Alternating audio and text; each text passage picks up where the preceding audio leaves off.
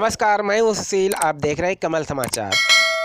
Hathras gang rape कांड को लेकर अभी भी लोगों का गुस्सा शांत नहीं है। तो वहीं जनपद इटावा के मामन में आज लोगों ने कैंडल मार्च निकालकर योगी और मोदी मुर्दाबाद के नारे लगाए। वहीं पर इन लोगों द्वारा मृतका मनीषा को कैंडल मार्च निकालकर श्रद्धांजलि दी गई। बहन कुमारी मनीषा के हत्यारों को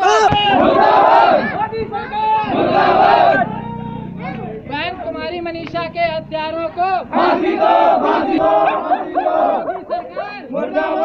मोदी सरकार मुर्दाबाद, मोदी सरकार मुर्दाबाद, बीजेपी सरकार मुर्दाबाद, बीजेपी सरकार मुर्दाबाद, बीजेपी सरकार मुर्दाबाद, बीजेपी सरकार मुर्दाबाद, बीजेपी सरकार मुर्दाबाद, बीजेपी सरकार मुर्दाबाद, मोदी सरकार मुर्दाबाद, योगी सरकार मुर्दाबाद, पुलिस प्रशासन मुर्दाबाद, पुलिस प्रशासन मुर्दाबाद।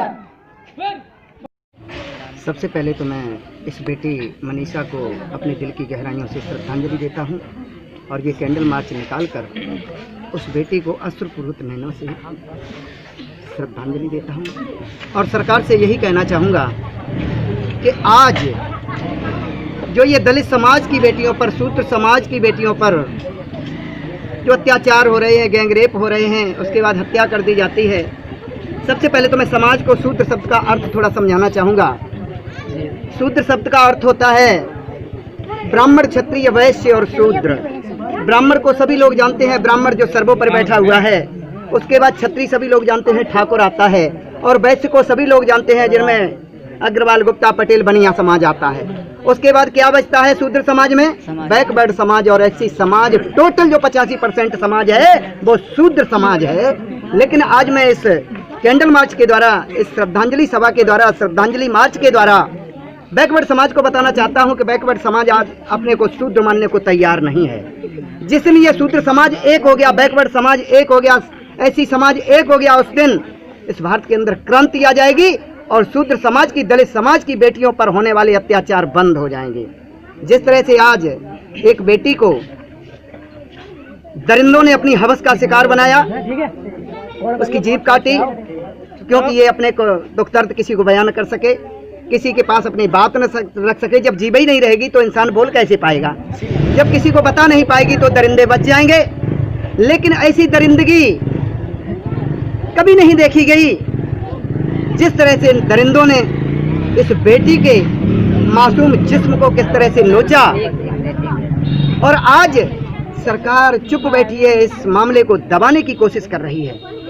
आज पार्लियामेंट में बैठे हुए 131 सांसद जो कि एससी समाज से आते हैं, रिजर्वेशन कोटे से जो 131 सांसद आते हैं, सबके मुंह पर ताले लगे हुए हैं। एससी समाज जिनके मुंह पर ताले लगे हुए 131 सांसद जो कुछ कह नहीं रहे हैं, उनको रिजर्व कोटा इस वजह से दिया जाता है कि दलित समाज की आवाज को उठाएं, भले वो किसी पार्टी से हों।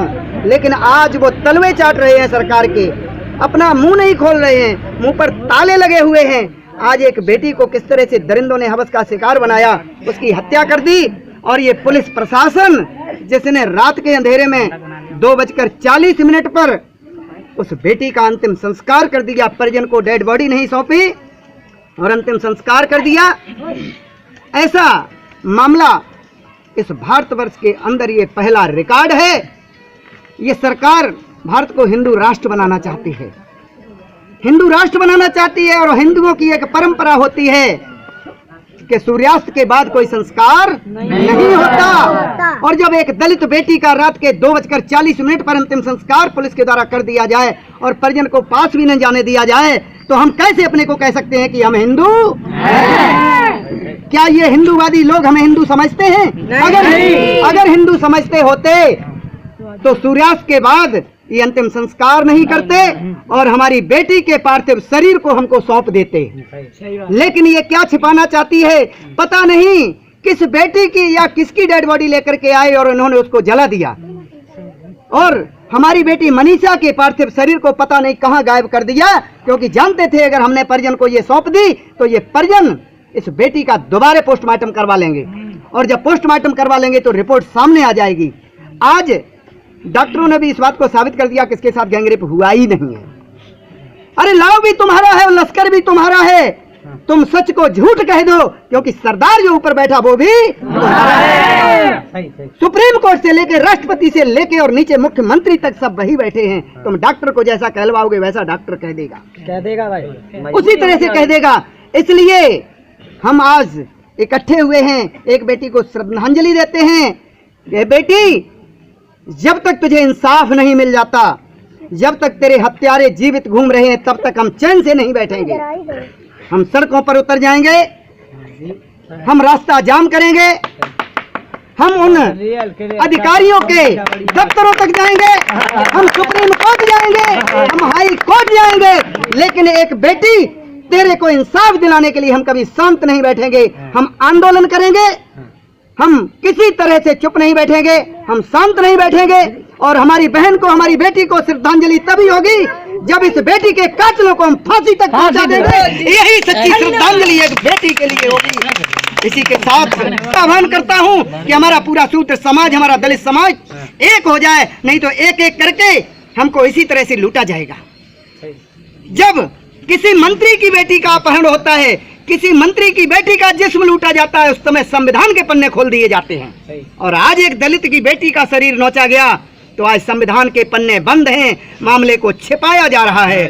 तो इसलिए मैं यही कहना चाहूंगा कि जिस दिन जिस्म मरोड़ा जाएगा किसी मंत्री की बेटी का, उस दिन ये ताला खुल जाएगा संविधान की बेटी का।